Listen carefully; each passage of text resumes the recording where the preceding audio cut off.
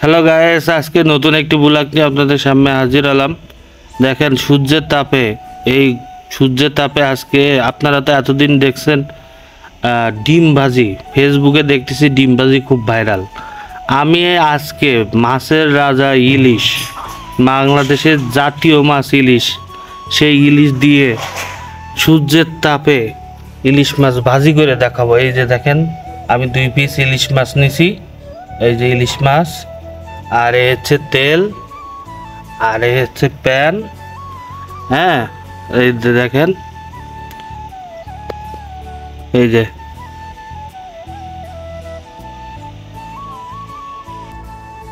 এবার আমি কড়াইতে তেল দিয়ে দেব। যে বাজারে কড়াইতে তেল দিয়ে দিচ্ছি। এই যে কড়াইতে তেল দিয়ে দিচ্ছি, দেখেন এই যে তেল দিয়ে দিলাম। এইবারে তেলটা কিছুক্ষণ গরম হবে, তারপরে ইলিশ মাছ ভাজি করব।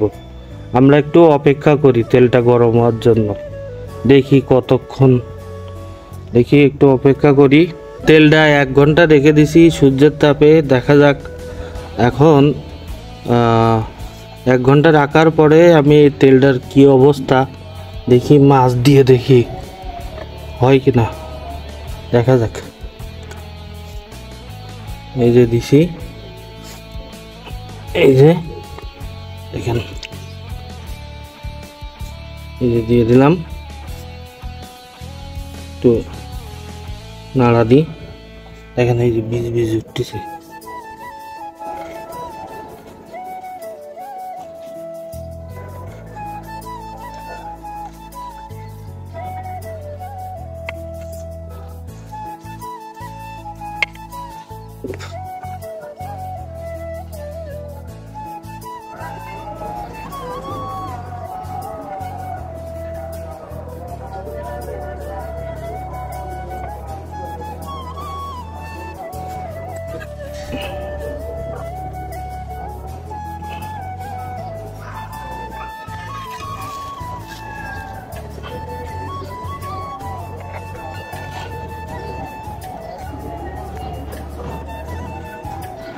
এই দেখেন কালার চেঞ্জ হচ্ছে, তাহলে তেলটা ভালোই হিট হয়েছে। দেখেন মাছের কালার ভাজি হলে যে কালার চেঞ্জ হয়, এই যে দেখেন তেলটা ভালোই হিট হয়েছে।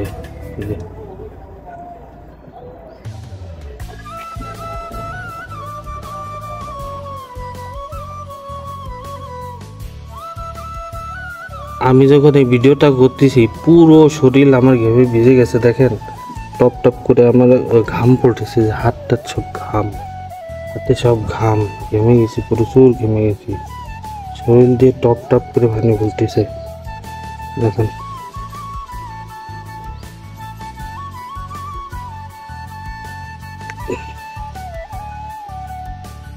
প্রচুর রোদের তাপ, প্রচুর হিট। থাক এইভাবে কিছুক্ষণ রাখবো, দেখি কি হয়। আধা ঘন্টা পরে গ্যাস আসছি আবার, যে এইভাবে রেখে দিয়েছিলাম। আধা ঘন্টা পরে দেখি এই অবস্থা। দেখেন মাছটা ছেড়ে দিছে। এই যে দেখেন একটু ভাজি ভাজি, আমার যা মনে হচ্ছে মাছটা নরম হয়ে গেছে গো। দেখি, এই যে দেখেন নরম হয়ে গেছে, এই মাছও নরম। হ্যাঁ, এই যে দেখেন ভাজি ভাজি একটা কালার চলে আসছে। এই যে দেখেন, এই যে ভাব ভেঙে যাচ্ছে মাছ, মানে এই মাছ নরম হয়ে গেছে। আধা ঘন্টা রেখে দিচ্ছি। হ্যাঁ, এটা ভাঙিনি, এটা ভেঙে গেছে। এই যে দেখেন এই মাছটা নরম হয়ে গেছে, এটাও নরম হয়ে গেছে। এই যে দেখেন, মানে এই রোদি আসলে বোঝা যায় যে মাছ ভাজি করা সম্ভব হতে হবে।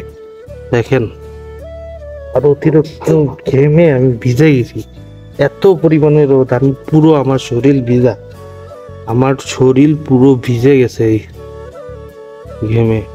দেখেন মাছ নরম হয়ে গেছে। হ্যাঁ দেখেন, এই যে মাছ দেখেন নরম হয়ে গেছে। ঠিক আধা ঘন্টা রাখছি এইভাবে।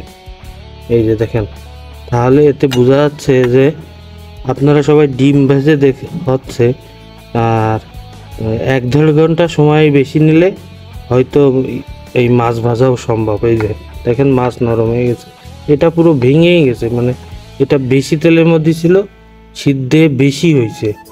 আর এটা একটু উপরের দিকে ছিল, এদিকে একটু নিচে, দেখেন এই যে তেল বেশি। দেখেন এটাও সিদ্ধ হয়ে গেছে। ধন্যবাদ সবাইকে, এটা খাওয়া যাবে। সবাইকে ধন্যবাদ।